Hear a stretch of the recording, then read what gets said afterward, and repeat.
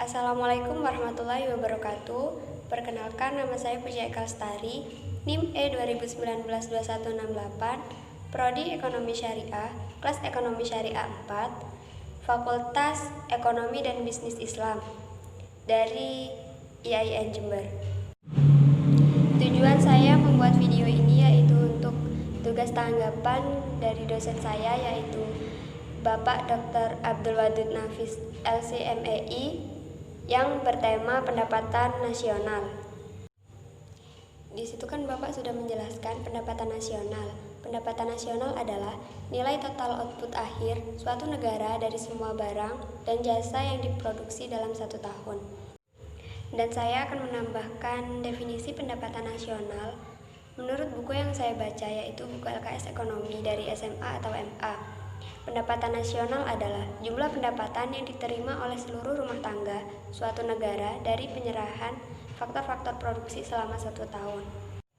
Selanjutnya saya akan membahas tentang konsep pendapatan nasional, yaitu ada produk domestik bruto atau GDP atau gross domestic product.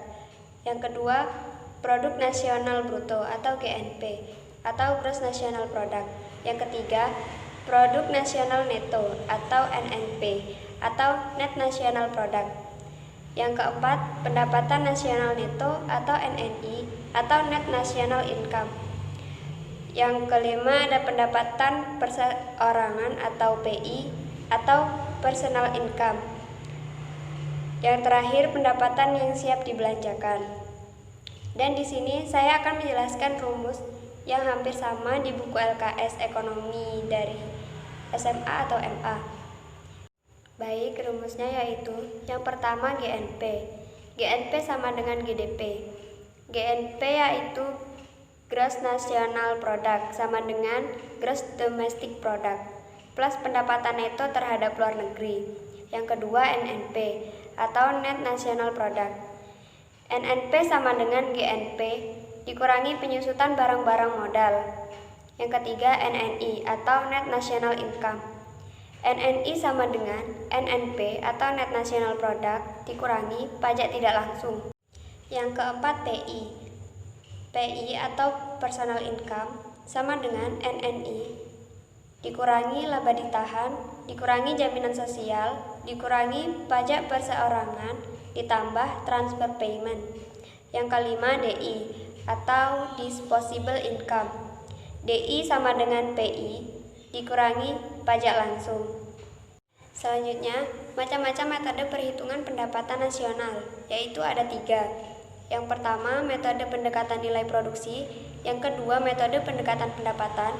Yang ketiga, metode pendekatan pengeluaran. Dan saya akan menjelaskan metode penghitungan pendapatan nasional menurut LKS SMA atau MA kelas 12 semester 2. Yang pertama, pendekatan produksi. Pendapatan nasional merupakan hasil penjumlahan nilai barang dan jasa yang dihasilkan oleh seluruh sektor ekonomi masyarakat dalam satu tahun yang diukur dengan uang. Yang kedua, pendekatan pengeluaran. Pendapatan nasional merupakan hasil penjumlahan dari seluruh pengeluaran yang dilakukan oleh seluruh rumah tangga ekonomi dalam satu negara selama satu tahun. Yang ketiga, pendekatan pendapatan. Pendapatan nasional merupakan hasil penjumlahan dari seluruh penerimaan yang diterima oleh para pemilik faktor produksi dalam suatu negara selama satu tahun. Selanjutnya, rumus yang pertama yaitu rumus metode pendekatan nilai produksi, yaitu Y sama dengan dalam kurung P1 kali Q1 plus dalam kurung P2 kali Q2 plus dalam kurung P3 kali Q3 dan seterusnya, yaitu di mana Y sama dengan pendapatan nasional, P1 sama dengan harga barang ke-1, dan Q1 sama dengan jenis barang ke-1, dan begitu pun seterusnya.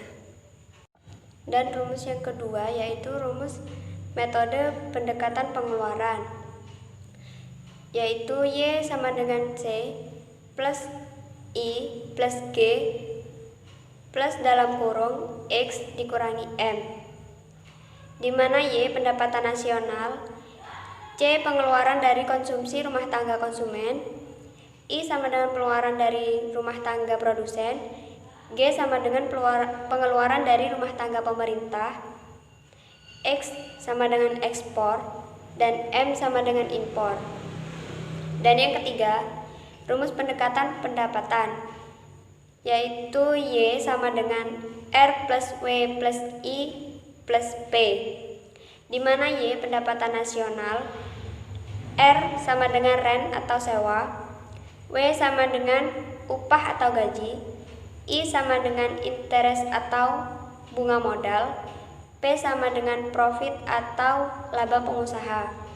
Selanjutnya, sumber-sumber pendapatan nasional dalam ekonomi Islam, yaitu ada 9. Yang pertama, ghanimah.